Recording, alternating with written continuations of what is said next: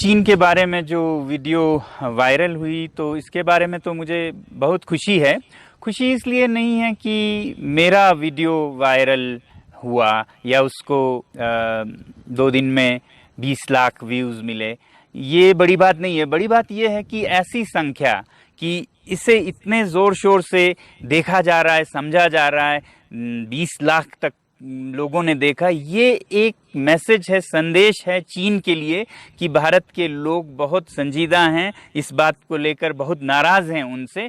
ऐसे ही जो मैसेज या संदेश था उसके अनुसार बहुत युवाओं ने, आप देखेंगे कितनों ने लिखा है कि उन्होंने अपने चाइनीज़ ऐप्स अनइंस्टॉल कर दिए।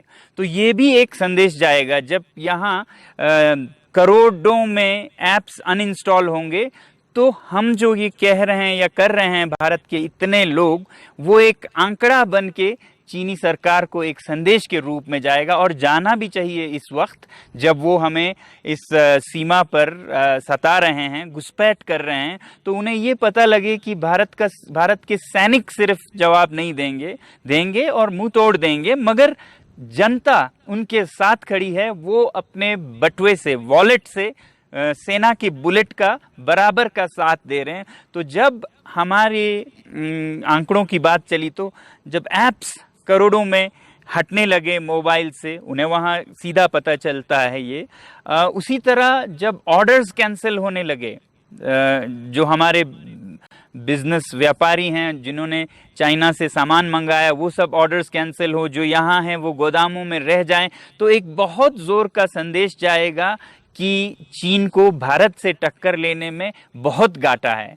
और अगर भारत के लोग इसे बहुत दृढ़ता से और खूबसूरती से करते हैं, तो दुनिया के बहुत से लोग जो आज चीन से बहुत नाराज हैं मगर खुद को लाचार पा रहे हैं, उनमें एक उत्साह सी जागेगी, हाँ भारत के लोगों ने जैसा किया वैसा हम भी कर सकते हैं। तो ये जो तानाशाही सरकार है, एक तरह से उसे यही डर है कि कहीं व्यापार कम ना हो जाए और वहाँ की जो जनता है वो उनसे ही रूठ ना जाए, क्योंकि चीन की जनता का एक सहारा है व्यापार, वरना वो बिना अधिकार के बंधुआ मजदूर की तरह वहाँ पड़े हैं। मगर व्यापार से जो उनको पैसा आता है उसकी एक खुशी है। अब वो भी डगमगाने लगे तो एक विद्रोह ज़रूर हो सकता है। तो इसलिए ये ज़रूरी है कि हम बहुत संख्याओं में ये अपना बॉयकॉट जो है वो असरदार करें। तो मेरा संदेश भारत की जनता और ख़ासकर युवा से ये है कि बहुत से लोग पूछते हैं मुझे कि ये बॉयकॉट कर देना उनके सामान का, क्या ये सही है, कहीं गलत तो नहीं है। तो मैं ये कहता हूँ कि सामान्यतः बराबर के साथी हों, दोस्त हों, तो ऐसा करना गलत भी हो सकता है, मगर चीन ऐसा नहीं है। वो बिल्कुल अलग है। वो ऐसे नीति पे चलता है जो कि विस्तारवादी है, बिना किसी चुनौती के सताते हैं हमारे सीमा पर। और ये जो बॉयकॉट है, जैसे समझ लीजिए चीनी ऐप्स का, टिकटॉक को लोग लाखों करोड़ों में अनइंस्टॉल कर रहे हैं, तो गलत क्या है?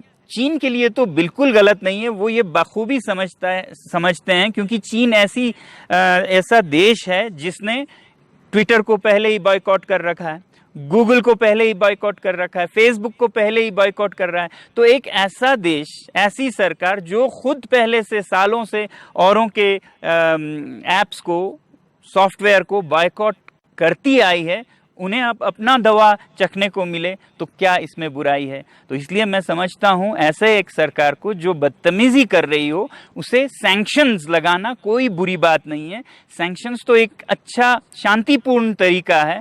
जैसे हम सुनते हैं कुछ देशों ने उत्तर कोरिया पर सैंक्शंस लगाए, कुछ ने ईरान पर। ये तो हम अपना पर्सनल इकोनॉमिक सैंक्शंस लगा रहे हैं, अपना जाती। हम नहीं कह रहे हैं कि भारत सरकार लगाए, हम कह रहे हैं हम नागरिक लगाएंगे। और ये सबसे बड़ा मैसेज है, संदेश है चीन को अपने नाकामयाबी का, कि दुनिया में लोग इससे कितने गुस्से में हैं और नफरत करते हैं। तो ये अगर एक दुनिया भर में मुहिम चले तो इससे बहुत कुछ बदल सकता है चीन में। तो मैं दुनिया भर के लिए भी एक आह्वान देने वाला हूँ। तो मुझे उम्मीद है कि हमारे भारतीय सब एक उदाहरण बनाकर दुनिया को एक रास्ता दिखाएंगे।